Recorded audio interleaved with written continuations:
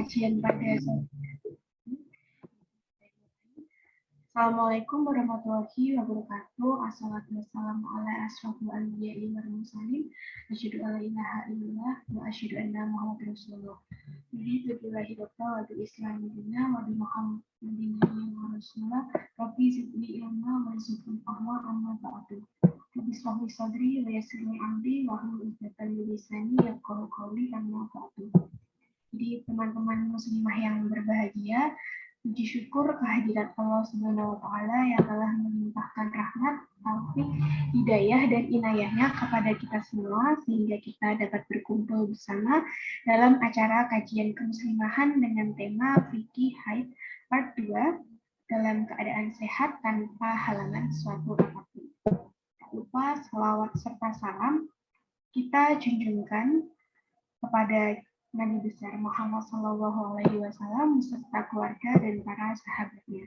Mudah-mudahan kita semua mendapatkan syafaatnya pula di yaumul akhir nanti. Amin amin Allahumma amin. Sebelumnya saya ucapkan selamat datang dan terima kasih atas kehadiran Ustazah Inayatur Rohmah sebagai pembicara kajian kemuslimahan kita pada sore hari ini. Dan kepada teman-teman muslimah LKKI Kini Teknik Kimia IPS, kami ucapkan terima kasih atas terselenggaranya acara ini. Perkenalkan, saya di sini selaku pembawa acara pada acara kajian kemuslimahan yang bertemakan Fikih Haid untuk membacakan susunan acara pada sore hari ini. Yang pertama adalah pembukaan, yang kedua adalah pembacaan kalam dari saudari Amani Salsabil Husobel. Kemudian yang ketiga adalah acara inti, yaitu penyampaian materi oleh Ustazah Inayatur Rohmah. Yang keempat ada sesi diskusi dan tanya jawab. Yang kelima ada doa dan penutup. Jadi menginjak acara selanjutnya yaitu bacaan ayat suci Al-Quran oleh Saudari Amani. Ada Saudari Amani, kami persilahkan. Ini mungkin Amaninya lagi sedang gangguan jaringan.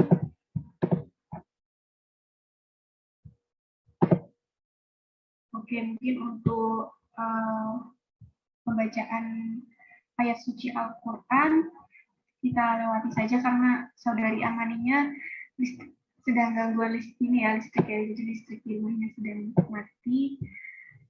Jadi langsung saja untuk masuk ke serangkaian acara inti, yaitu penyampaian materi oleh Ustazah Inayatur Rohmah. Pada Ustazah Inayatur Rohmah kami silakan.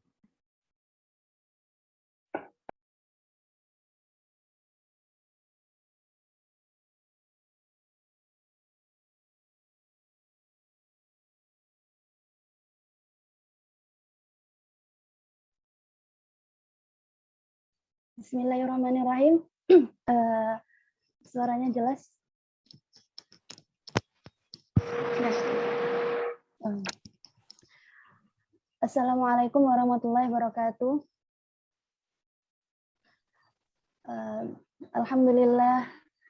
Alhamdulillahilladzi hadana li hada wa ma kunna linahtadiya laula an hadana Allah.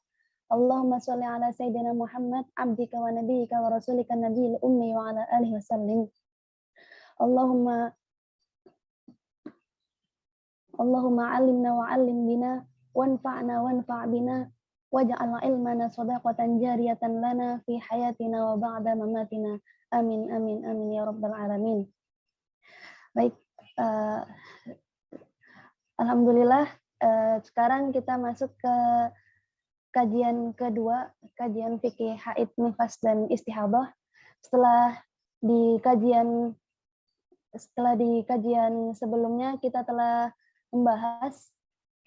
menjelaskan bahwa belajar fikih haid, nifas dan istihadah ini adalah wajib bagi perempuan, bahkan ketika dia telah bersuami, jika sang suami mengerti tentang ilmu ini, maka wajib untuk mengajari istrinya. dan jika tidak mengerti maka tidak boleh melarang istrinya untuk belajar tentang ilmu ini.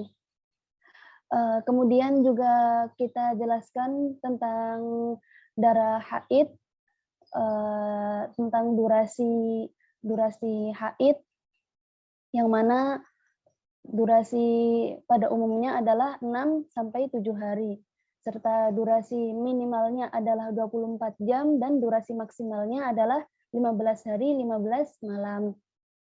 Kemudian juga kita jelaskan tentang durasi suci, yaitu suci antara 2 haid adalah 15 hari 15 malam, sedangkan suci antara haid dan nifas adalah tak ada masa minimalnya ya, yaitu bisa saja orang ketika hamil tua dia mengeluarkan darah dan itu terindikasi sebagai darah haid, kemudian dia langsung melahirkan dan mengeluarkan nifas. Jadi tidak ada durasi minimal antara haid ke nifas. Kemudian durasi nifas ke haid ada 2 keadaan, yaitu jika durasinya durasi nifasnya belum nyampe 60 hari, maka untuk ke haid itu harus melewati 15 hari 15 malam suci.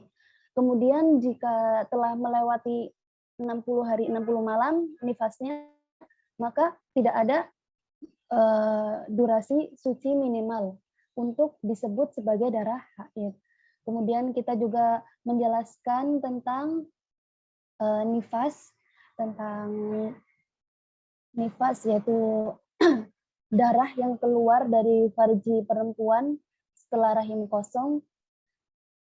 Itu ada tentang durasi minimalnya, yaitu lahdoh atau sebentar, kemudian pada umumnya itu 40 hari 40 malam, dan durasi maksimalnya adalah 60 hari 60 malam. Sejak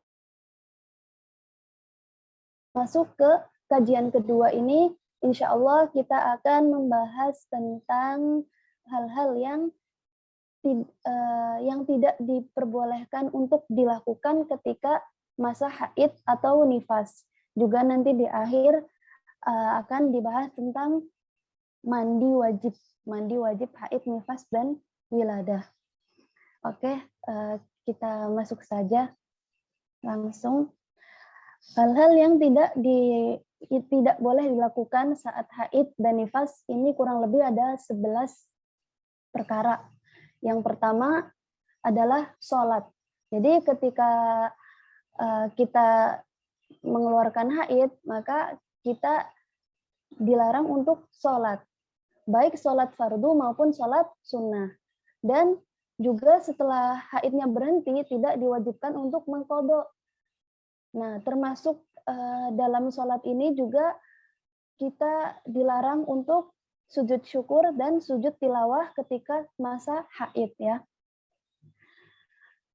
Penjelasannya yaitu apabila perempuan haid dan nifas menjadi suci sebelum waktu sholat berakhir dengan kadar waktu yang cukup untuk melakukan takbiratul ihram atau lebih, dan tak ada penghalang sholat lainnya. Jadi penghalang sholat itu diantaranya adalah tadi keluarnya darah, baik haid ataupun nifas, kemudian murtad atau keluar dari Islam, dan atau hilangnya akal. Ini adalah di antara dari penghalang sholat. Jadi kalau perempuan dia haid atau nifas berhenti sebelum waktu sholat berakhir, terus tidak ada datang penghalang lain, entah itu keluar dari Islam ataupun hilangnya akal, maka ia wajib mengqadha sholat dengan syarat ia tetap tidak melihat penghalang sholat selama waktu yang ia butuhkan untuk bersuci, melakukan persiapan sholat, dan selama waktu yang ia butuhkan untuk minimal sholat.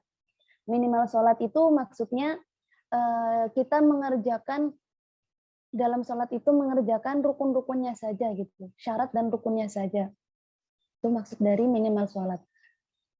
Jadi kalau misal darah haid berhenti sebelum waktu sholat berakhir, yang mana sekiranya waktu itu cukup untuk bersuci, terus persiapan sholat, dan untuk melakukan minimal sholat, maka kita wajib mengqadha gitu ya. Mengqadha sholat itu.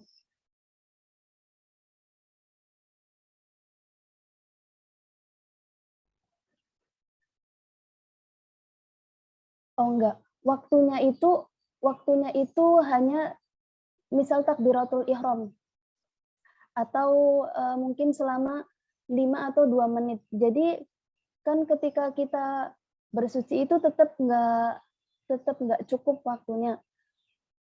Jadi gimana ya?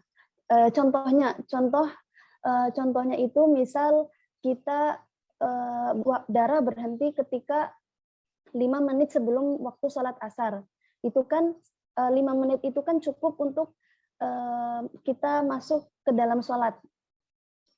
Nah, kemudian selama 5 menit itu tidak datang penghalang sholat lainnya, entah itu keluar Islam atau hilangnya akal, dan juga selama dia bersuci, terus persiapan bersuci dan persiapan sholat, kemudian dia sholat selama apa namanya, dengan minimal sholat, maka ia wajib mengqadha sholat yang tertinggal itu, berarti sholat zuhurnya, gitu ya. Nanti bisa dipertanyakan kalau kurang paham. Ini saya susah merangkai kalimatnya.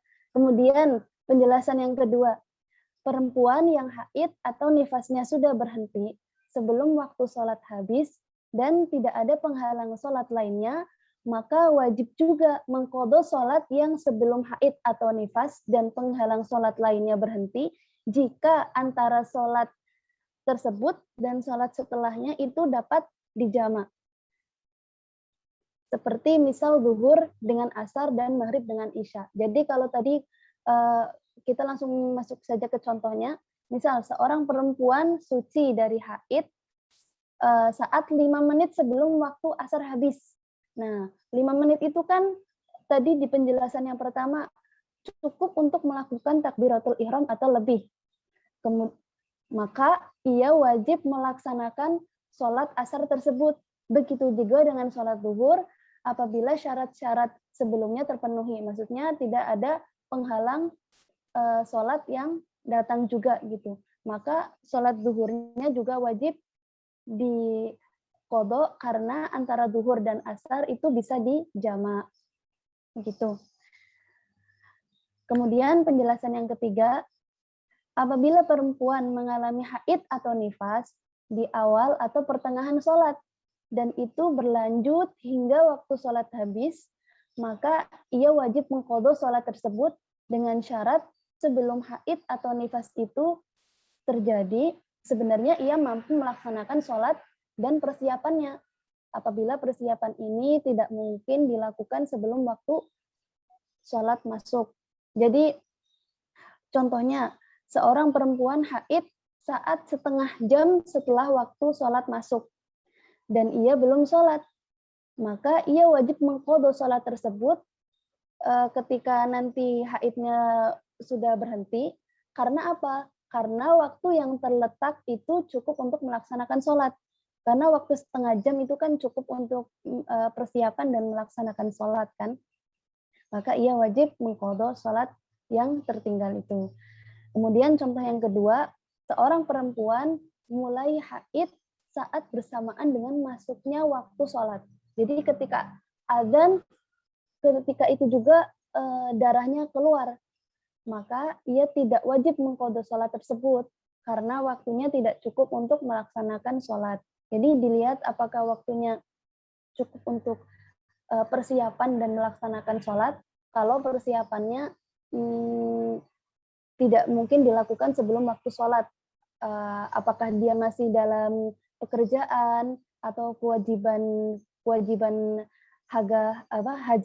hajat manusia lainnya, maka itu tidak wajib mengqadha sholat tersebut. Kemudian sebagai catatan bahwa hutang sholat adalah hutang kepada Allah. Dan hutang kepada Allah itu paling utama untuk ditunaikan. Sehingga dalam mazhab Imam Syafi'i, apabila melewatkan sholat karena uzur atau halangan, termasuk dari uzur itu juga keadaan-keadaan tadi yang berkaitan dengan haid yang telah dijelaskan, maka dia tidak berdosa, akan tetapi disunahkan untuk segera diqadha selagi memungkinkan. Dan apabila dengan sengaja atau tanpa halangan meninggalkan sholat, maka dia berdosa serta diwajibkan untuk mengqadha sesegera mungkin. Jadi dalam mazhab Imam Syafi'i itu ada dua hukum mengqadha sholat. Sunnah untuk disegerakan apabila sholat yang tertinggal itu tertinggal karena uzur. Karena uzur itu misal keadaan-keadaan haid tadi, atau karena lupa, atau karena ketiduran, yang mana tidurnya itu emang sebelum masuk waktu sholat, itu termasuk uzur. Jadi kalau misal ada uzur, itu disunahkan untuk ditunaikan sesegera mungkin. Tapi apabila ditinggalkannya itu karena sengaja meninggalkan sholat, mungkin karena males-malesan, maka hukumnya itu harus wajib untuk dilakukan sesegera mungkin. Jadi yang kemarin bertanya tentang bagaimana tata cara mengqadha sholat. Jadi kalau misal mengqadha sholatnya itu tadi karena haid, maka disunahkan untuk dilakukan sesegera mungkin. Jadi kalau misal misal ada pekerjaan kewajiban yang lain, nggak apa-apa diakhirkan, tapi selama ada kesempatan segera dilakukan. Dan ketika kalian segera melakukan, maka itu juga termasuk kesunahan. Tapi beda kalau misal ditinggalkan sholatnya itu karena males-malesan, karena disengaja, maka harus nggak ada kompromi, pokoknya harus disegerakan. Itu menurut mazhab Imam Syafi'i. Maka mengqadha sholat tidak harus dilakukan sesuai dengan waktu sholat. Karena disegerakan, maka nggak harus ketika kita punya utang sholat subuh, nggak harus kita tunaikan sebelum sholat subuh. Tapi bisa kapan saja gitu. Adapun yang terpenting adalah dikerjakan sesegera mungkin. Catatannya adalah dikerjakan sesegera mungkin. Gitu. Kemudian masuk ke hal yang tidak boleh dilakukan ketika haid. Yang kedua adalah puasa. Baik puasa fardu maupun puasa sunnah. Namun diwajibkan mengqadha puasa fardu atau puasa Ramadan. Sebagai catatan bahwa ketika berhenti haid di penghujung salah satu malam sebelum terbit fajar di bulan Ramadan dan tidak mendapati cukup waktu untuk bersuci atau mandi wajib, maka tetap wajib berpuasa di pagi harinya dan menyegerakan untuk bersuci untuk kemudian melaksanakan sholat subuh serta mengqadha sholat isya. Karena tadi seperti penjelasan yang sholat di awal, darahnya itu kan berarti berhenti sebelum waktu sholat isya habis kan. Juga mengqadha sholat maghrib. Karena apa? Karena sholat maghrib dapat dijamak dengan sholat isya. Jadi kayak gitu ya. Ini juga sering terjadi kan ketika bulan Ramadan, ternyata di penghujung malam sebelum imsak, kita cek darahnya ternyata sudah berhenti. Nah, terus belum ada waktunya udah nggak cukup nih buat bersuci, maka tetap walaupun belum bersuci tetap wajib puasa di hari selanjutnya dan disegerakan untuk bersuci untuk melaksanakan sholat subuh serta mengqadha sholat maghrib dan isya gitu. Kemudian hukum puasa di masa haid atau nifas yang terjeda. Nah, misal haidnya nggak lancar, Menurut pendapat yang mu'tamad dalam mazhab Syafi'i, apabila terdapat jeda pada masa haid atau nifas, maka wajib bagi seorang perempuan melakukan kewajiban-kewajiban sebagaimana saat ia suci, seperti sholat dan puasa wajib. Ini menurut pendapat yang mu'tamad ya, dari jumhur ulama Syafi'i. Maka meski mungkin jeda tersebut sudah menjadi kebiasaan dalam siklus haidnya, juga meski apa yang ia kerjakan saat masa jeda tersebut tidak sah, dia tetap harus melakukan sholat atau puasa atau ibadah wajib lainnya. Gitu ya. Contohnya, misal seorang perempuan keluar darah sejak tanggal 1 Ramadan hingga tanggal 7. Kemudian darah berhenti selama 2 hari. Jadi di hari ke-8 dan 9 Ramadan darahnya berhenti. Kemudian keluar kembali di hari ke-10. Hari ke-10 dari keluar darah pertama. Maka perempuan tersebut tetap wajib melaksanakan puasa dan sholat pada masa jeda 2 hari tersebut. Jadi di hari ke-8, ke-9, dia tetap wajib untuk sholat dan puasa.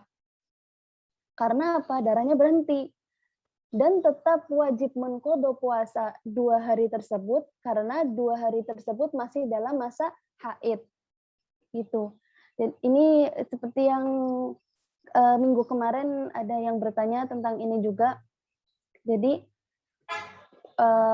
ketika haidnya jeda, maka di jeda tersebut tetap dia harus melaksanakan sholat ataupun puasa wajib. Gitu. Walaupun ternyata kalau darahnya keluar lagi dan masih dalam rentan waktu 15 hari 15 malam, maka yang sudah dilaksanakan itu semuanya tidak sah. Jadi kalau puasanya, kalau sholat kan nggak usah diqadha, tapi kalau puasa berarti harus diulang kembali gitu. Kemudian contoh yang kedua, seorang perempuan melahirkan pada bulan Ramadan. Setelah lewat 10 hari, ia baru mengeluarkan darah. Nah, darah tersebut adalah darah nifas, karena masih dalam rentan waktu 60 hari, 60 malam. Walaupun nifasnya terhitung sejak awal lahir, berarti ketika darah keluar kan di hari ke-10, berarti sudah lewat 10 hari. Namun hukum yang berlaku bagi perempuan itu baru sejak dia mengeluarkan darah, berarti di hari ke-10 yang ia mengeluarkan darah itu.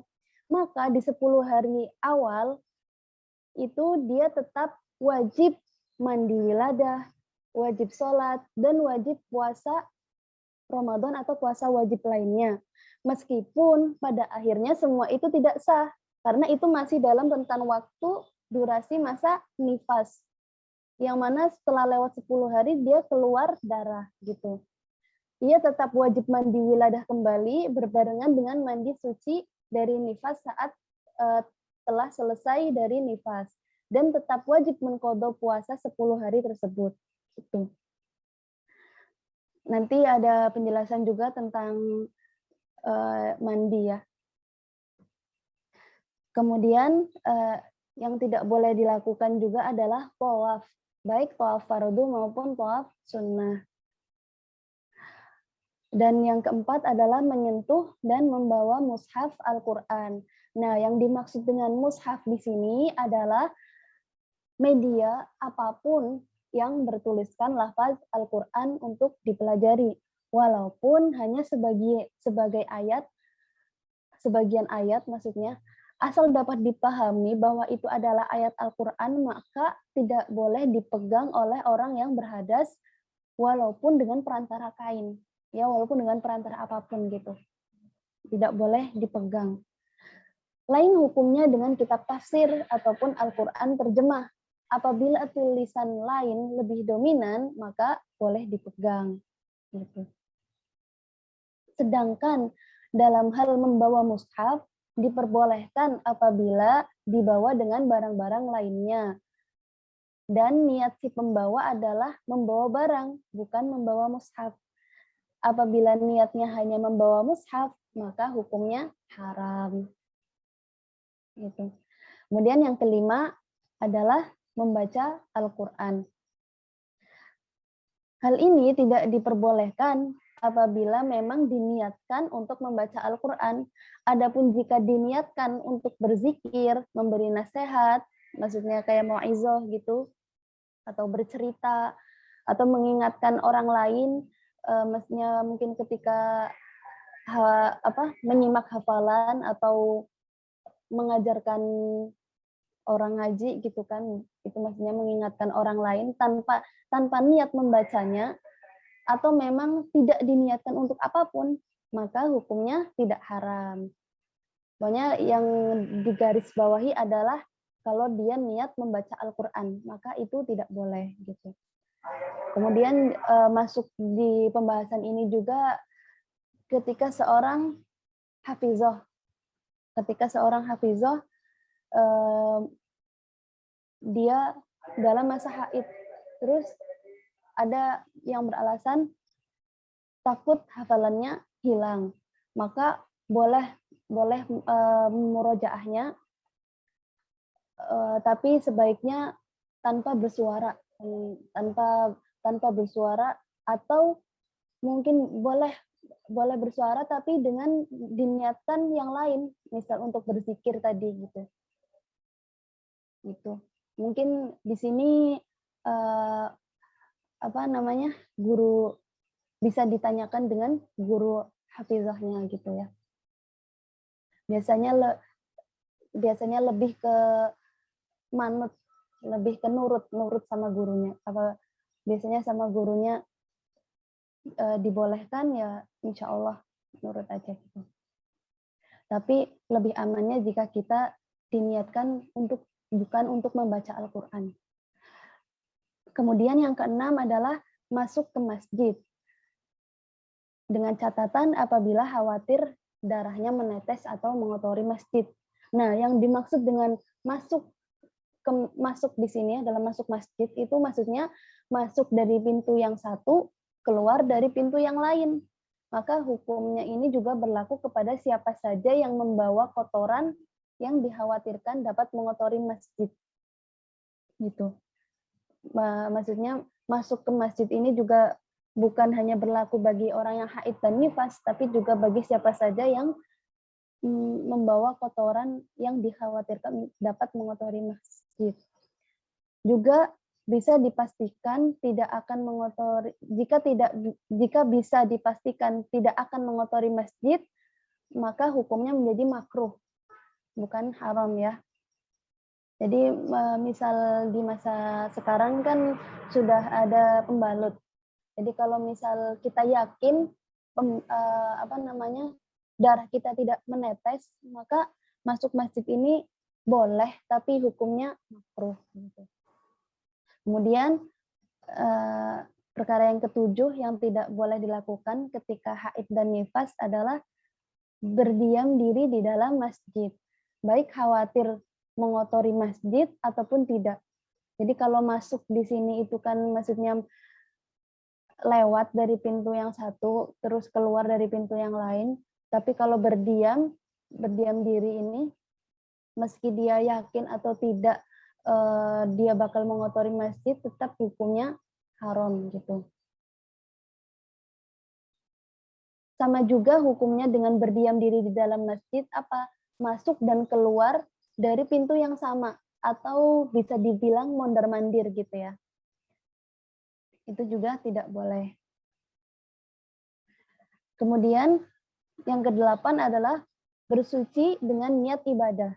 Nah, yang dimaksud bersuci di sini adalah bersuci yang diniatkan untuk mengangkat hadas baik wudhu ataupun mandi. Maka dalam hal ini, apabila seorang perempuan telah berhubungan dengan suaminya, lalu belum sempat mandi junub, kok sudah mengeluarkan darah haid, maka ia haram untuk melakukan mandi junub gitu. Baik juga dengan seorang perempuan yang baru melahirkan dan belum sempat mandi wiladah atau mandi yang wajib dilakukan setelah ia melahirkan. Kemudian ia mengeluarkan darah nifas, maka haram juga baginya mandi wiladah. Namun, untuk bersuci yang dilakukan untuk kebersihan, maksudnya bukan untuk mengangkat hadas, seperti beberapa mandi di dalam haji ketika mau akan wukuf gitu kan, serta mandi hari raya Idul Fitri, hari raya Idul Adha gitu, maka hukumnya tetap sunnah. Jadi boleh gitu. Asalkan niatnya bukan untuk mengangkat hadas. Berwudu juga diharamkan bagi wanita haid atau nifas kecuali wudu yang disunahkan sebelum mandi dari haid atau nifas. Jadi nanti ada penjelasannya juga di bagian mandi. Sebelum mandi itu kita disunahkan untuk berwudu. Nah, itu kan kita masih belum suci ya, tapi boleh berwudu hanya di saat itu saja. Kemudian yang kesembilan adalah dijatuhi talak oleh suami. Juga haram bagi suami mentalak istri ketika istrinya sedang haid. Namun, walaupun hukumnya haram, talaknya tetap jatuh dan sah. Adapun pengharaman ini tidak berlaku apabila istri yang meminta cerai. Jadi hukum haramnya talak itu ketika haid apabila yang mentalak itu suami. Adapun yang meminta cerai adalah istrinya atau hukumnya itu disebut dengan khulu, maka pengharaman ini tidak berlaku gitu. Kemudian perkara yang tidak boleh yang selanjutnya adalah dicumbu oleh suami pada anggota tubuh antara pusar sampai lutut. Maka selain antara pusar atau lutut diperbolehkan.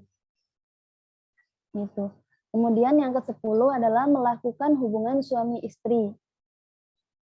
Setelah darah haid berhenti, seorang istri tetap haram disetubuhi oleh suaminya hingga ia bersuci. Apabila tidak menemukan air, maka dapat bertayamum. Apabila saat melakukan hubungan sang istri melihat air, maka tayamumnya batal dan haram untuk melanjutkan hubungan tersebut, melainkan harus bersuci terlebih dahulu. Gitu. Jadi untuk catatan dari awal sampai akhir ini adalah apabila darah haid atau nifas telah berhenti, seorang perempuan masih belum boleh melakukan hal-hal di atas dari 1 sampai 11 tadi sebelum ia mandi atau bertayamum. Nah, di sini kecuali puasa dan ditalak ya. Jadi ketika puasa tadi ya sudah dijelaskan walaupun dia belum bersuci tapi dia boleh berpuasa gitu. Dengan catatan dia juga harus bersegera untuk bersuci, apalagi kalau dia mau melakukan sholat gitu.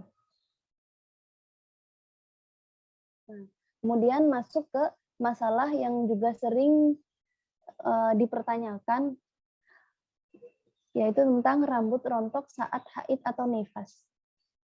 Apabila ada rambut, kuku, atau bagian tubuh lainnya yang rontok atau jatuh atau patah pada waktu haid atau nifas, itu nggak wajib untuk dibasuh pada waktu mandi wajib, yakni mandi wajib setelah haid atau nifas selesai gitu. Tidak wajib gitu. Juga tidak wajib pula membasuh sebelum haid atau nifas selesai dengan niat menghilangkan hadas besar pada rambut atau kuku tersebut. Jadi tidak ada ibarat dalam kitab yang menyebutkan bahwa rambut yang rontok atau bagian tubuh yang terlepas ketika haid atau nifas ini wajib dibasuh, itu tidak ada gitu. Tidak ada ibarat dalam kitab yang mewajibkan tentang itu gitu. Memang ada anjuran, tapi bukan nyampe ke hukum wajib. Sebagai apa? Bentuk kehati-hatian, yaitu mengumpulkan rambut atau kuku yang rontok, tapi bukan untuk disucikan, melainkan dikubur. Karena, ilah atau sebab dari anjuran tersebut adalah meskipun rambut atau kuku tadi sudah terpisah dari tubuh, tetap saja masih termasuk aurat wanita yang muhtaram atau dimuliakan. Jadi sebabnya itu hanya karena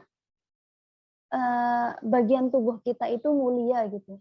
Jadi ketika terlepas dikubur gitu. Tidak ada, pokoknya yang digarisbawahi di sini adalah tidak ada ibarat kitab yang menyebutkan bahwa wajib untuk membasuh karena untuk disucikan dari hadas, itu tidak ada gitu. Maka bagi wanita yang sedang haid atau nifas tidak ada larangan untuk mandi, keramas atau sisiran. Jadi boleh wanita haid itu dia keramas, sisiran gitu. Meskipun keramas atau sisiran dapat berpotensi menyebabkan rontoknya rambut. Jika dengan keramas atau sisiran ada rambut yang rontok, maka dianjurkan untuk menguburkan rambut tersebut. Jadi ditegaskan kembali bahwa anjurannya adalah untuk dikuburkan. Dan itu pun hanya sekedar anjuran, tidak nyampe ke wajib gitu ya. Nah, di sini banyak terjadi kesalahpahaman, sehingga banyak wanita yang haid atau nifas sama sekali tidak berani keramas ataupun sisiran. Ya, padahal misal ada orang yang haid nyampe 15 hari atau orang yang nifas nyampe 40, nyampe 60 hari gitu.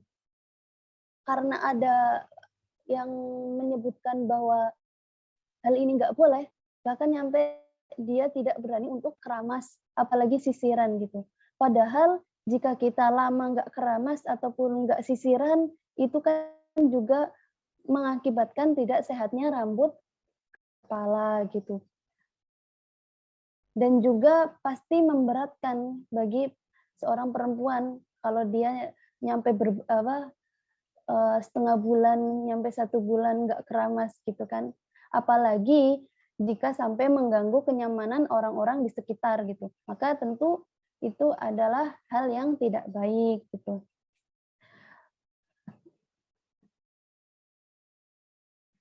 Karena juga disebutkan kan bahwa Allahul Jamil, Allahul Jamal yuhibbul jamil gitu.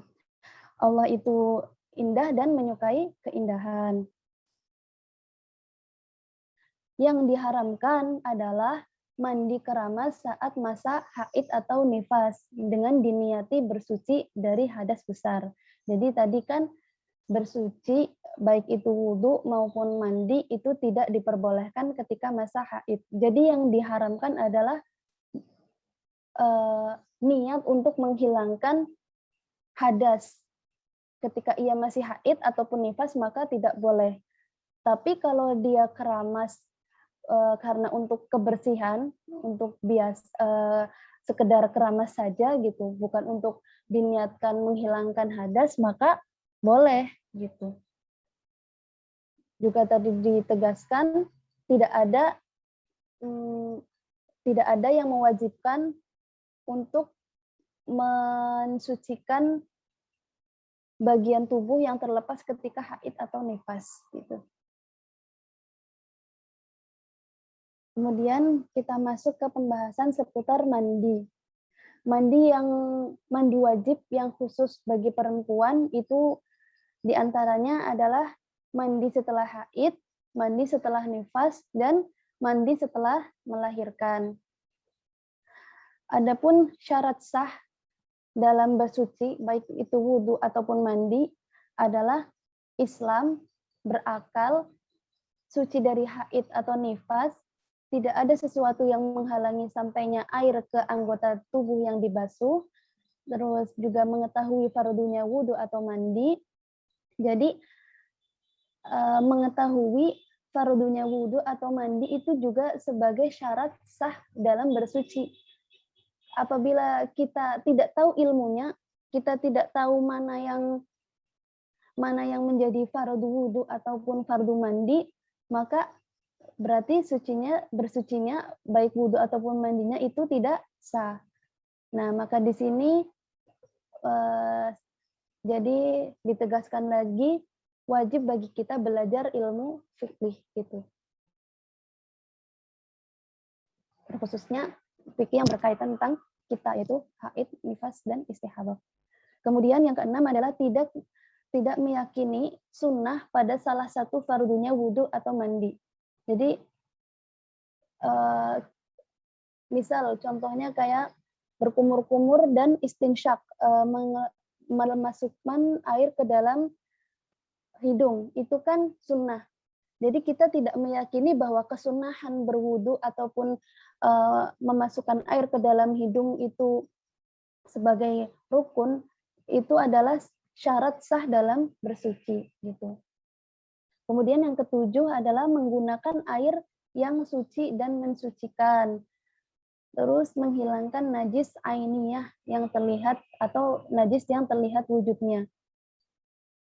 Kemudian juga tidak terdapat sesuatu pada anggota tubuh yang dapat merubah kemutlakan air. Juga tidak menggantungkan niat wudhu atau mandi. Menggantungkan niat wudhu atau mandi itu seperti misalkan aku mau wudhu nanti kalau misal hujannya, kalau misal ada hujan, kalau misal turun hujan, nah itu kan berarti apa? Dia sudah lagi wudhu, tapi niatnya nanti kalau ada hujan turun kayak gitu, itu kan berarti menggantungkan niat gitu. Itu yang dimaksud dengan menggantungkan niat. Kemudian juga mengalirkan air pada anggota tubuh yang dibasuh gitu. Terus khusus untuk orang yang daimul hadas, misal seperti istihadah, itu ada tambahan lain untuk syarat sahnya bersuci, yaitu sudah memasuki waktu sholat dan tidak boleh diselingi dengan kegiatan lain. Gitu. Kemudian fardu mandi dari hadas besar, yakni haid, nifas, dan wiladah juga junub. Yang pertama itu niat, yaitu untuk menghilangkan hadas haid atau nifas atau wiladah atau junub. Nah, kemudian niat ini diucapkan di dalam hati bersamaan dengan permulaan menyiram atau membasuh anggota badan. Jika ada anggota badan yang sudah terlanjur dibasuh sebelum ia niat, maka wajib untuk dibasuh kembali setelah dia niat gitu. Kemudian yang kedua adalah menghilangkan najis. Jadi sebelum dia mandi, najis, misal ada najis di tubuhnya harus dihilangkan. Kemudian yang ketiga adalah membasuh atau menyiram air secara merata ke seluruh anggota badan bagian luar. Maka wajib di sini membasuh seluruh bagian rambut dari ujung hingga pangkal, meskipun lebat dan tebal. Juga seluruh kulit badan, kuku, bagian bawah kuku, lubang telinga yang tampak dari luar maksudnya, terus kerutan-kerutan pada badan, lipatan-lipatan pada badan, persendian-persendian juga, lubang pusar, bagian luar farji atau yang tampak saat jongkok, dan tempat menutupnya lubang dubur atau anus. Jadi harus berhati-hati ketika mandi itu, terkhususnya di lipatan-lipatan badan, harus pastikan airnya itu mengenai yang ada di lipatan-lipatan badan tersebut ya. Itu. Kemudian sunnah mandi. Di dalam melakukan mandi, baik mandi wajib seperti mandi junub, haid, nifas, dan wiladah, maupun mandi sunnah seperti mandi wajib ataupun mandi hari raya, itu disunahkan beberapa perkara. Yang pertama, membaca basmalah. Apabila mandinya itu di WC, maka basmalahnya cukup di dalam hati. Kemudian yang kedua adalah menghilangkan kotoran di badan. Dan yang ketiga, itu buang air kecil sebelum mandi. Nah, bagi orang yang mandinya disebabkan oleh keluar mani, maka ini disunahkan ya. Disunahkan untuk buang air kecil. Agar yang keluar, najis yang keluar itu benar-benar tuntas. gitu. Terus yang keempat adalah berkumur dan menghisap air ke dalam hidung dan berwudu secara sempurna. Pokoknya yang keempat ini berwudu gitu ya. Kemudian yang kelima adalah melanggengkan wudu selama mandi, sehingga apabila berhadas di tengah-tengah mandi, misal tiba-tiba buang air kecil ketika mandi, maka disunahkan untuk berwudu kembali. Kemudian yang keenam adalah memperhatikan dalam membasuh anggota tubuh yang berlipat, seperti yang tadi sudah dijelaskan. Jadi ketika kita berhati-hati dalam memperhatikan dalam membasuh lipatan-lipatan di tubuh ketika mandi wajib, itu termasuk kesunahan. Kemudian juga menggosok tubuh. Jadi bukan cuma membasuhnya, tapi juga digosok, ditekan-tekan gitu, didalk. Kemudian yang kedelapan adalah mengulang 3 kali basuhan pada seluruh tubuh. Kemudian juga menghadap kiblat, tidak berbicara kecuali sangat perlu, kemudian tidak diselingi dengan kegiatan lain. Jadi tidak boleh misal ketika bukan tidak boleh diutamakan untuk tidak diselingi dengan kegiatan lain. Misalnya kita lagi mandi, tiba-tiba ada orang ngetok pintu kamar, misal teman kita ngetok pintu kamar, kemudian kita membukakan, maka itu termasuk selingan kegiatan gitu. Berarti yang menghapus kesunahan. Jadi disunahkan untuk tidak diselingi dengan kegiatan lain. Misal lagi mandi, tiba-tiba belum selesai mandinya, belum selesai dibasuh semua tubuh, diselingi dengan mencuci baju kayak gitu. Kemudian yang selanjutnya adalah tidak menyeka atau mengelap air setelah mandi tanpa uzur. Kemudian juga setelah selesai mandi membaca syahadat dan doa sambungannya. Maksudnya doa setelah wudhu ya. Kemudian yang ke-14 adalah tidak mandi di dalam air yang tidak mengalir. Gitu.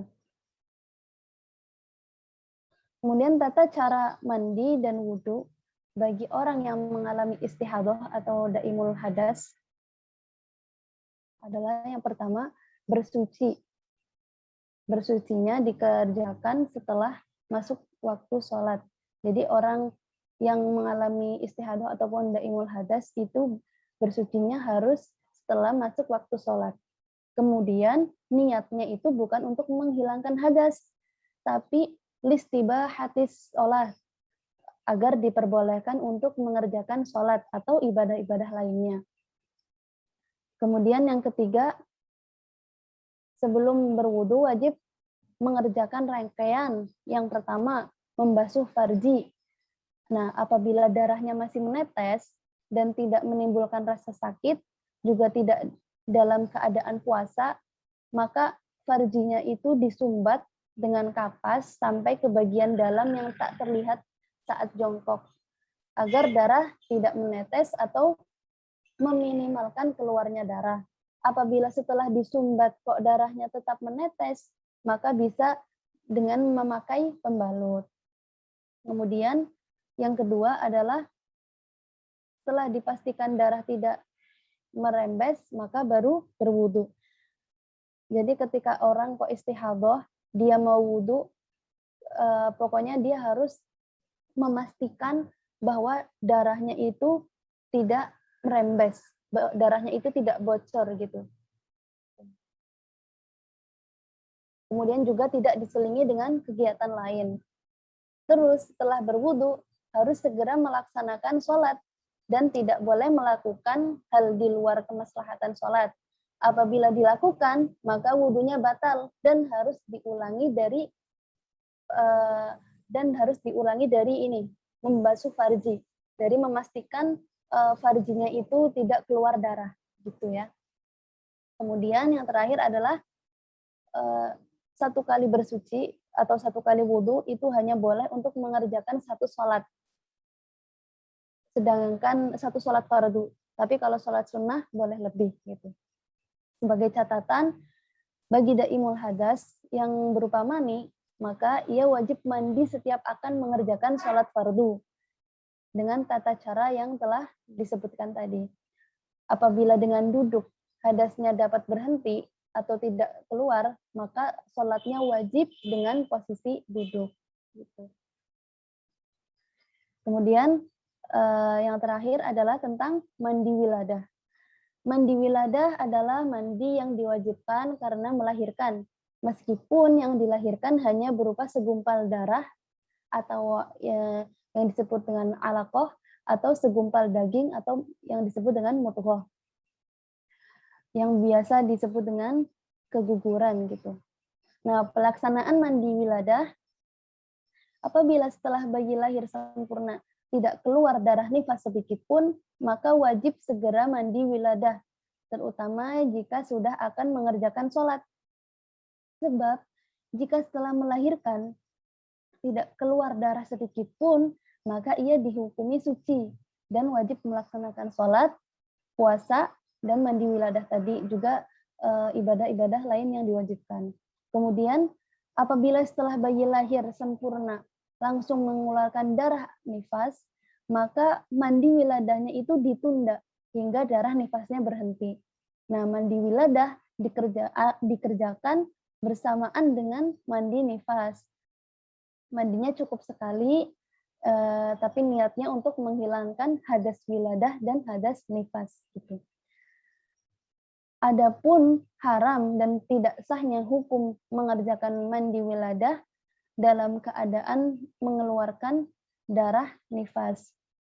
Jadi ketika darah nifas sudah keluar, tidak boleh mandi wiladah ya, karena itu mandi yang diniatkan untuk menghilangkan hadas, jadi tidak boleh. Gitu. Ya. Baik, sudah cukup sampai di sini materinya. Insya Allah di kajian ketiga nanti kita akan membahas tentang istihadah.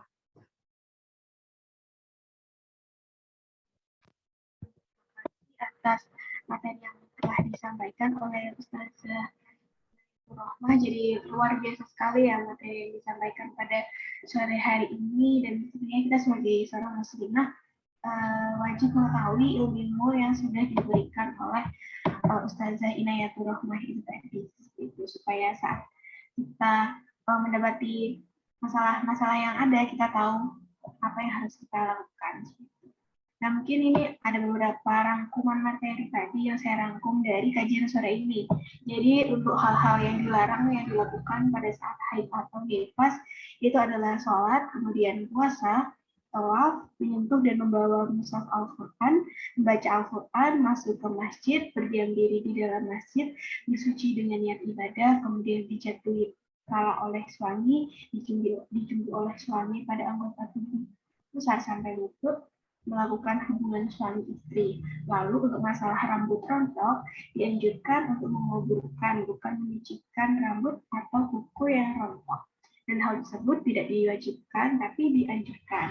Yang diharamkan adalah mandi untuk mandi atau keramas untuk menghilangkan hadas atau menyucikan diri. Jadi diperbolehkan jika niat kita untuk kebersihan diri.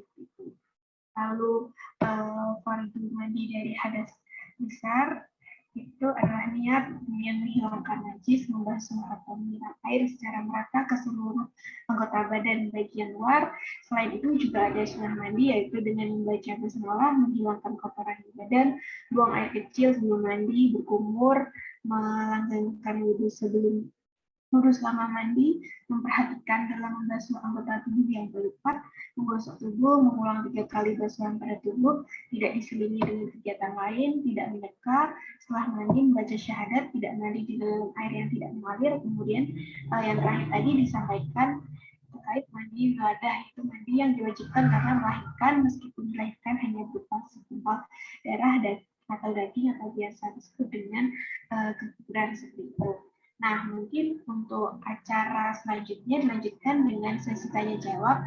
Jadi untuk bagi peserta yang ingin bertanya bisa langsung bertanya atau menggunakan fitur raise hand dan bertanya secara langsung, atau apabila mengalami gangguan jaringan bisa bertanya melalui kolom chat Zoom.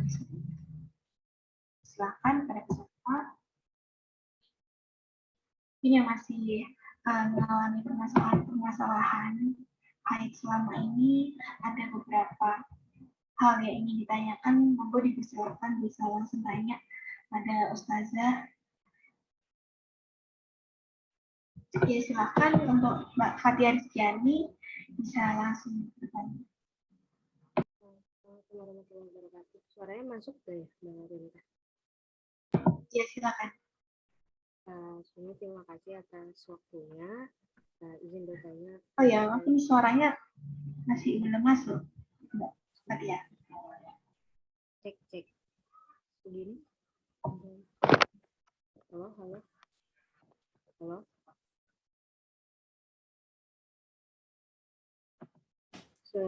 Segini masuk ya? Ya, sudah masuk. Ya, sebelumnya terima kasih atas kesempatannya. Izin bertanya untuk Ustazah Inayah mengenai hal-hal yang tidak diperbolehkan ketika kita sedang haid. Ustazah sebelumnya tadi disebutkan membaca Al-Quran dan juga bersuci seperti berwudu seperti itu. Jika semisal itu menjadi seperti bisa dikatakan rutinitas, misalkan sebelum tidur, karena setiap sebelum tidur itu selalu berwudu seperti itu, kadang kita lupa, saya sedang tidak sholat, sedang haid seperti itu. Atau misalkan ketika setiap sebelum tidur membaca Al-Muluk atau Al-Waqiah seperti itu, kadangkala saya sendiri misalkan membaca lewat aplikasi di handphone seperti itu. Jadi suka lupa gitu Ustazah, oh ternyata lagi tidak sholat, lagi haid seperti itu. Nah itu apakah bagaimana hukumnya dan apakah itu dibalikan kepada niatnya saja karena niatnya bukan hanya membaca tapi sebagai rutinitas seperti itu mungkin. Terima kasih Ustazah.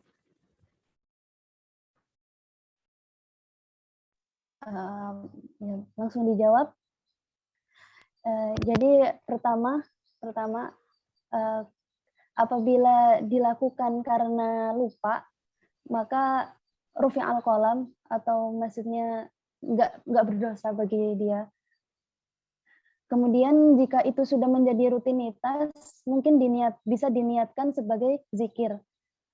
Jadi misal kita membaca Al-Mulk atau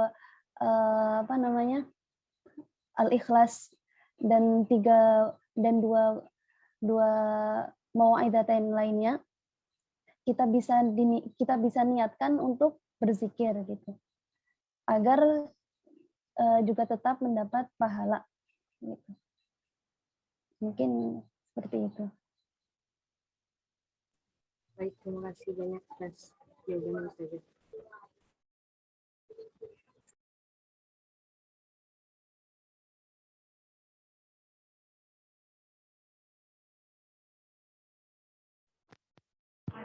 Atas pertanyaannya dari Mbak Fatia, mungkin bagi teman-teman yang lain bisa bertanya jika ada pertanyaan.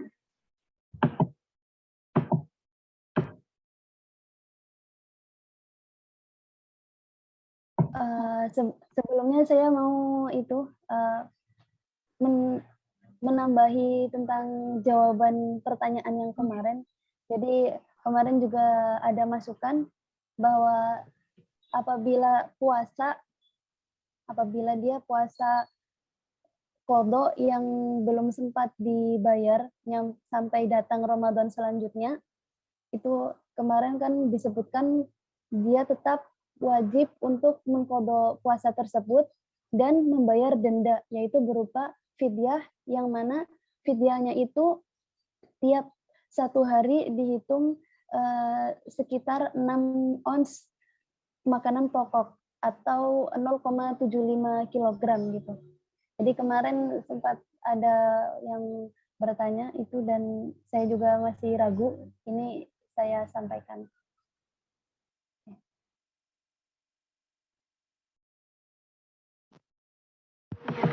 Terima kasih.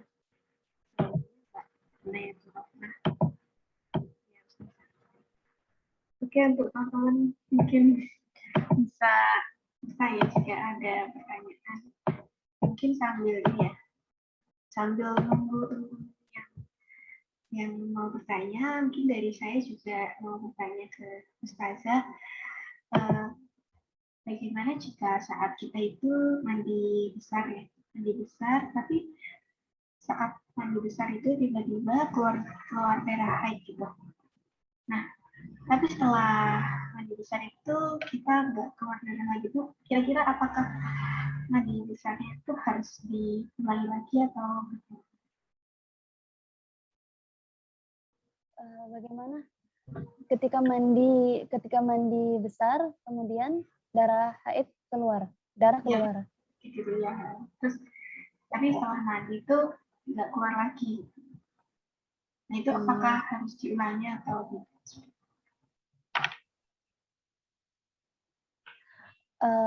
Kalau misal itu masih dalam rentan waktu durasi masa haid, yakni belum lebih dari 15 hari 15 malam, berarti kan darah yang keluar itu termasuk darah haid. Maka kemudian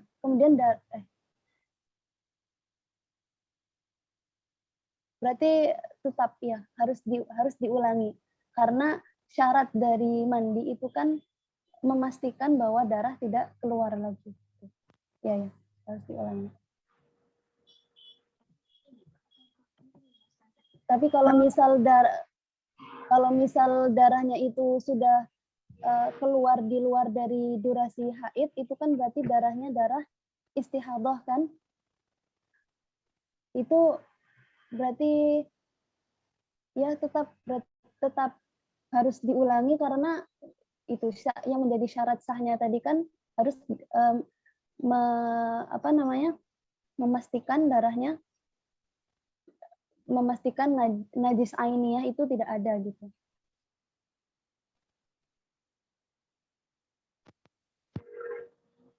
Pas jawabannya ini bisa. Jadi kan mau lanjut juga ya berarti tadi kan sudah dijelaskan juga ya dari sekian materi dari yang part 1 di minggu sebelumnya hingga saat ini gitu. Dan saya merasa kayak dari ilmu tersebut itu kalau kita nggak belajar sendiri atau kita cari tahu sendiri, belajar melalui kajian-kajian, ternyata kita susah untuk jadi ini gitu. Dimana kita saat ini juga masih dalam proses belajar. Nah, bagaimana apabila jika kita menghadapi suatu masalah seperti itu tentang haid atau istihadah, tapi kita belum terlalu paham gitu. Nah, itu bagaimana kita menjumpai masalah yang kita tidak tahu solusinya apa seperti itu. Itu apakah kita harus memperbaikinya atau gimana gitu menghadapi masalah-masalah yang ada seperti itu. Yang pastinya kalau misal kita mendapati masalah, bertanya kepada guru. Kemudian apabila kemudian mungkin kita teringat, oh berarti waktu itu mandi yang aku kerjakan kemarin salah gitu. Ya berarti wajib untuk diulangi mandinya lagi. Sama halnya dengan misal kita ingat ada puasa yang tidak sah, maka jika selama kita ingat dan kemudian kita tahu, kita wajib mengqadha puasa tersebut. Begitu juga dengan sholat, begitu. Tapi karena itu nggak misal ditinggalkan atau nggak sahnya itu karena nggak tahu, berarti itu kan juga termasuk uzur. Berarti kalau di mazhab Imam Syafi'i itu tidak wajib untuk segera dilakukan, tapi sunnah untuk disegerakan gitu. Nggak dosa, tapi sunnah untuk segera ditunaikan gitu.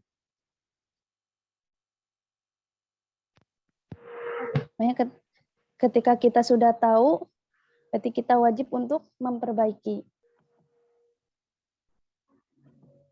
Tapi ya terima kasih atas jawabannya. Ustazah ya sangat membantu sekali ya. Mungkin kita Karena kan ilmu seperti ini kan susah ya, kadang didapatkan di sekolah juga nggak diajarkan. Jadi kita harus cari sendiri ilmunya, belajar lebih banyak. Ya mungkin bagi teman-teman yang ada pertanyaan lagi, bisa dipersilakan untuk bertanya, mungkin bisa bertanya langsung, apabila mengalami kendala jaringan mungkin bisa bertanya melalui fitur chat Zoom. Silakan kepada teman-teman yang masih ingin bertanya.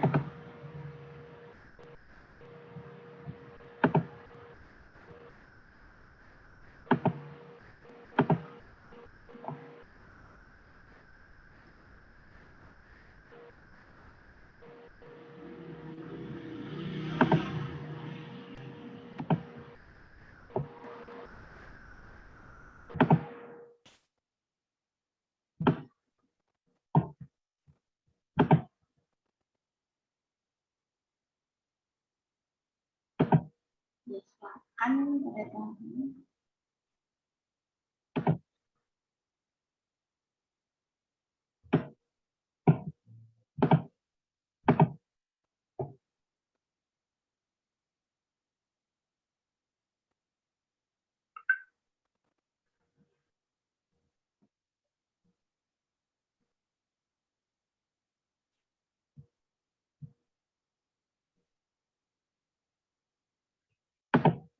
Sepertinya teman-teman sudah paham semua nih.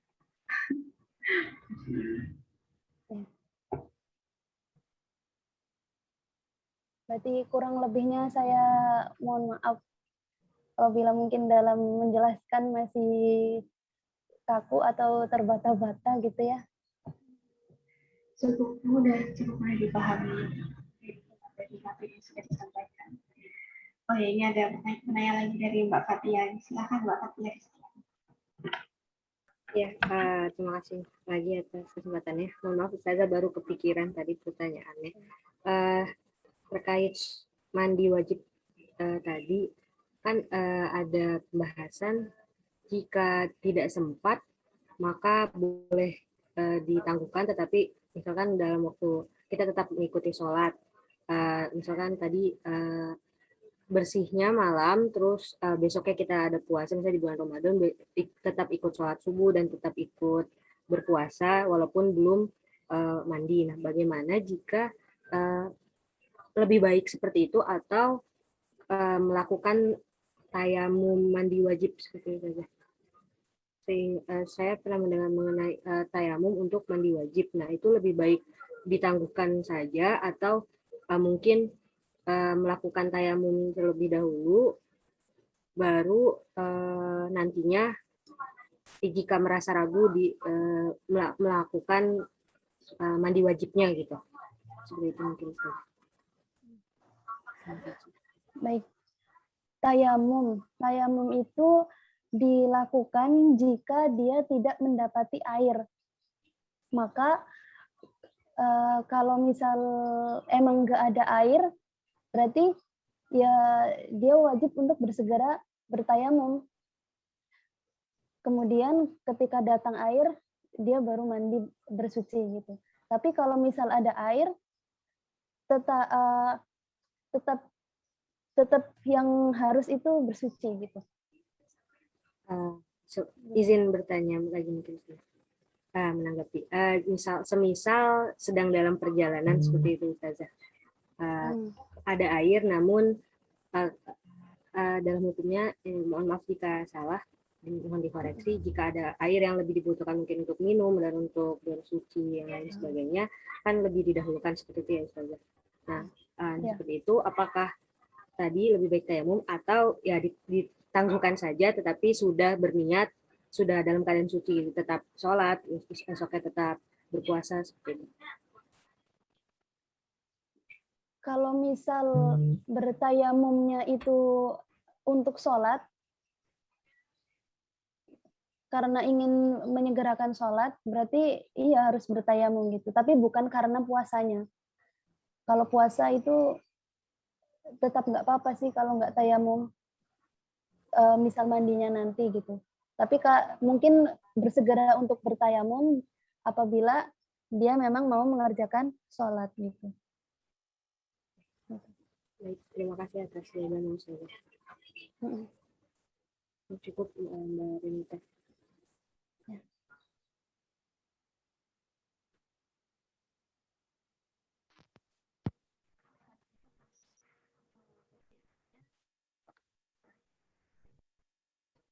Mungkin bagi yang mau bertanya lagi bisa dipersilakan untuk bertanya. Bisa bertanya melalui chat Zoom atau ya, secara langsung.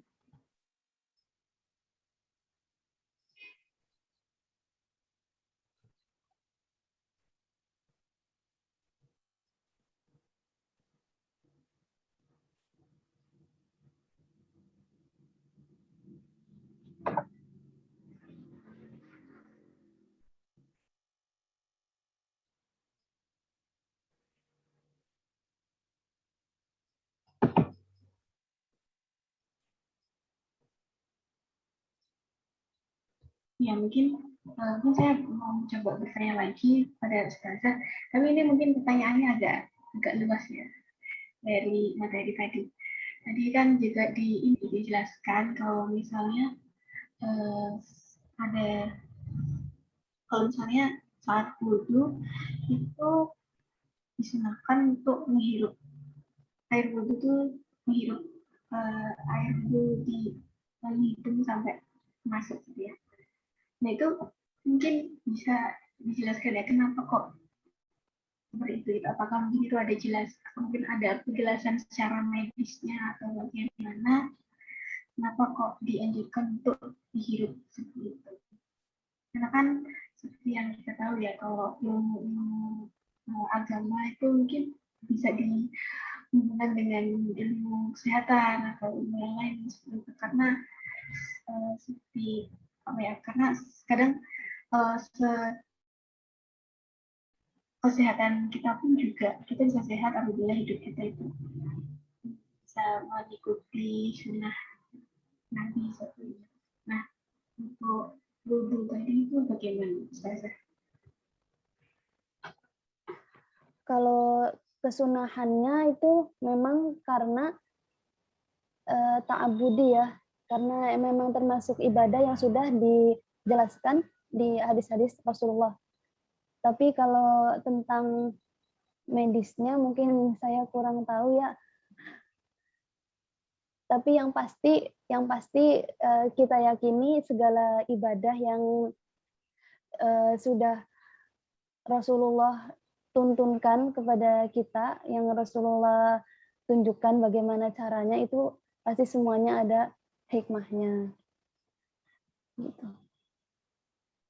Yang pasti sunnahnya karena memang sudah dijelaskan di sunnah gitu, di hadis Nabi. Gitu. Tapi kalau secara medisnya saya kurang tahu ya.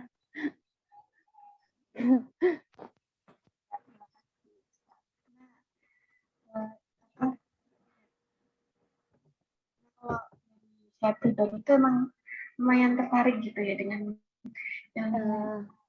Islam yang ada apa ya yang dihubungkan dengan penjelasan medis seperti itu. Jadi kayak misalnya mungkin lebih ke biar lebih semangat dalam beribadah gitu kan. Ya, iya.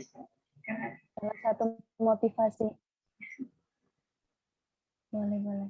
Nah, kadang kalau misalnya kita tahu apa manfaatnya apa gitu kan, kita akan lebih semangat gitu kan untuk menjalani ibadahnya seperti itu. Iya. Bisa nanti kalau sudah tahu mungkin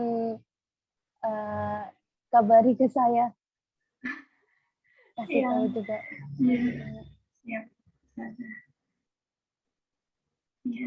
Karena kalau misalnya kita mau belajar dan cari tahu, sebenarnya itu luas sekali ya yang diajarkan dalam Islam gitu.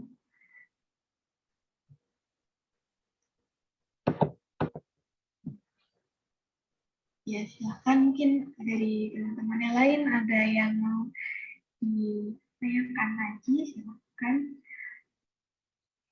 Masih ada yang dibimbing atau mungkin menghadapi suatu masalah yang masih belum tahu jawabannya, bisa ditanyakan langsung pada Ustazah.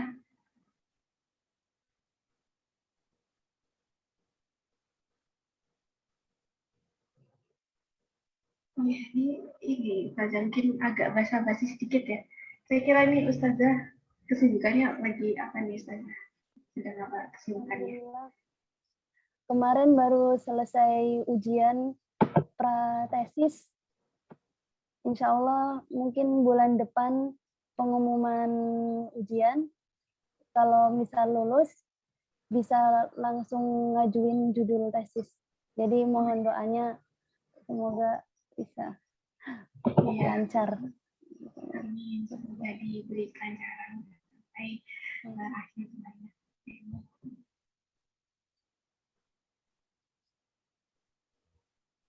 Terus kalau buat penyelenggara ini itu dari mana? Mahasiswa ITS ya? Ya, ini mahasiswa teknik kimia, ya teknik kimia ITS. Teknik kimia itu tentang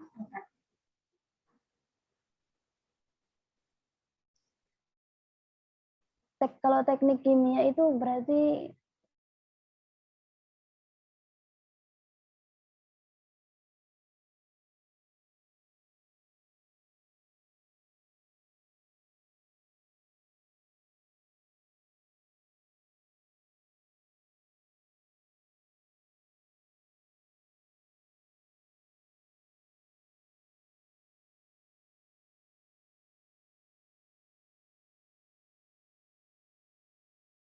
sendiri karena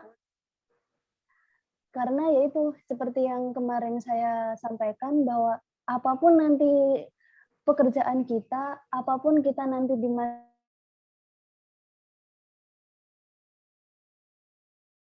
ilmu amaliyah yang pegangan bagi tiap umat Islam gitu.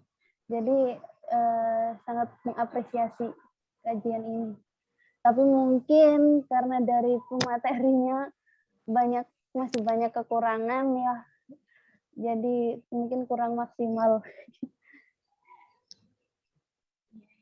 Nah, alhamdulillah juga walaupun di masa daring pun juga kita masih menyelenggarakanlah kajian-kajian seperti ini. Jadi, semoga bisa terus berkembang, ilmunya barokah, manfaat, dan ditularkan ke teman-teman sekitarnya.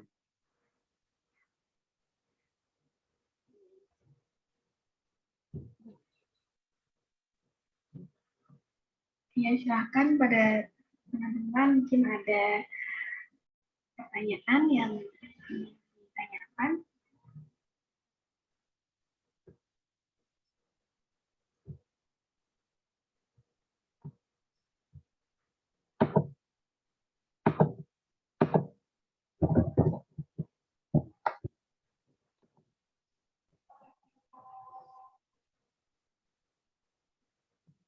Ini untuk kajian yang ketiga, ini tentang apa? Insya Allah kita membahas tentang istihadah, yang mana mungkin pembahasannya agak rumit, tapi sangat penting untuk kita tahu, biar kita juga nggak bingung ketika kita menghadapi. Atau mungkin bisa juga memberitahu teman sekitar ketika teman sekitar juga menghadapi masalah tentang istihadah. Baik itu istihadah setelah haid ataupun istihadah setelah nifas. Jadi nanti ada dua hal itu. Istihadah itu ada istihadah setelah haid atau istihadah setelah nifas. Jadi yang perlu digarisbawahi di sini, ketika kita mengalami haid atau nifas, lalu kita ridho, kita ikhlas untuk tidak melakukan hal-hal yang tadi tidak diperbolehkan ketika masa haid atau nifas, maka itu adalah termasuk kita bertakwa kepada Allah gitu. Jadi kayak misalkan kita sebagai hafizah gitu, kemudian kita tetap ikhlas untuk tidak meniatkan membaca Al-Quran, mungkin bisa diniatkan untuk berzikir gitu. Maka kita juga itu termasuk ya salah satu ketakwaan kita kepada Allah gitu. Juga kita harus yakin bahwa hafalan kita insya Allah juga akan dijaga oleh Allah gitu. Jadi jangan bersedih ketika haid atau nifas. Biasanya orang aduh aku pengen sholat, pengen puasa gitu. Justru ketika kita ikhlas karena kita nggak bisa melakukan hal-hal ibadah seperti biasanya, itu kita mendapat pahala gitu.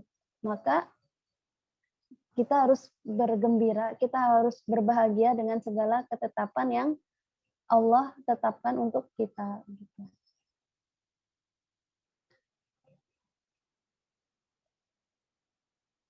Termasuk juga misal ketika pandemi seperti ini gitu, kemudian disarankan untuk tidak kemana-mana.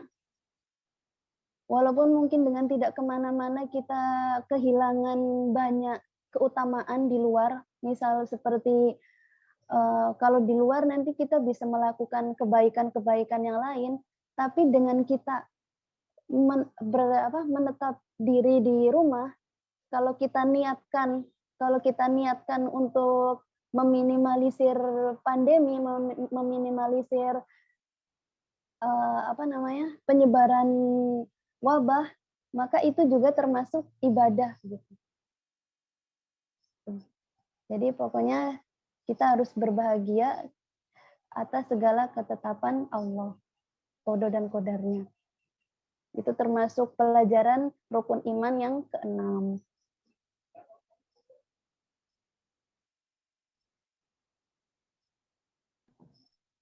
Ya, luar biasa sekali materi yang disampaikan oleh Ustazah Inayatul Rahmah.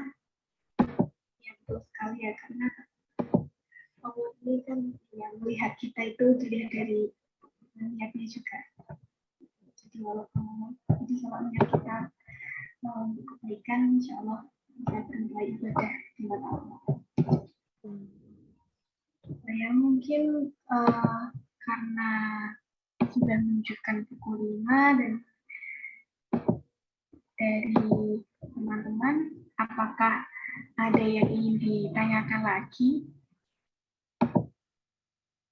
Belum secara diakhiri.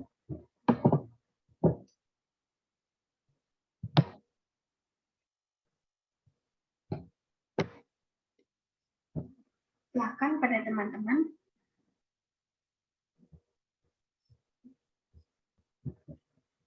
Mungkin ya sudah tidak ada lagi yang bertanya. Mungkin kayak tadi dan closing statement dari Ustazah Inayatul Rahmah itu juga merupakan penutup di acara kajian di sore hari ini. Jadi sebelum menutup acara kajian di sore hari ini, saya ucapkan terima kasih banyak kepada Ustazah Inayatul Rahmah yang telah menyempatkan waktunya dan telah memberikan materi yang sangat luar biasa sekali ya, yang bisa kita gunakan sebagai bekal lah ilmunya untuk menghadapi setiap masalah-masalah yang ada, masalah haid dan masalah ini. Nah, dan tak lupa terima kasih juga kepada teman-teman semua yang telah meluangkan waktunya untuk hadir di acara kajian pada sore hari ini. Saya di sini sebagai MC meminta maaf apabila ada salah kata yang kurang berkenan di hati. Mungkin sebelum kita mengakhiri, sudah bisa melakukan sesi foto bersama atau dokumentasi. Mungkin bagi teman-teman yang tidak berhalangan untuk on-cam bisa on-cam. Foto bersama. Silakan ini pada Mbak Fitri Fatimah. Sudah pasti Mbak Yuliana, Rika.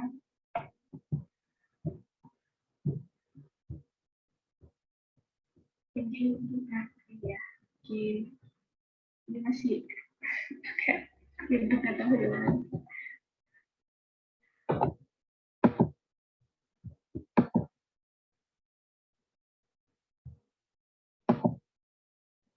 bisa on cam sebentar untuk melakukan sesi foto bersama.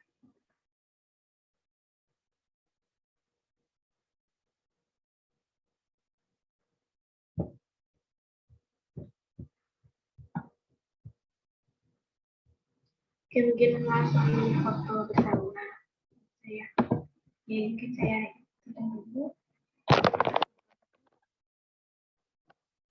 1, 2,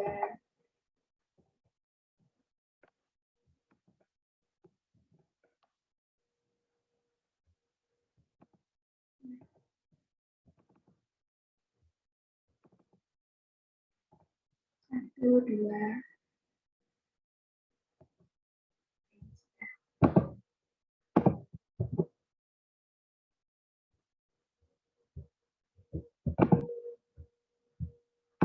Oh ya.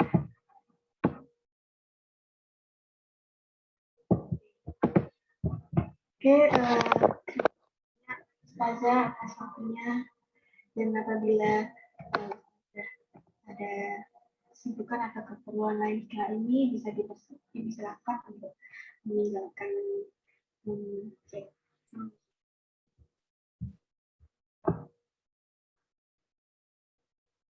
Terima kasih banyak Ustazah.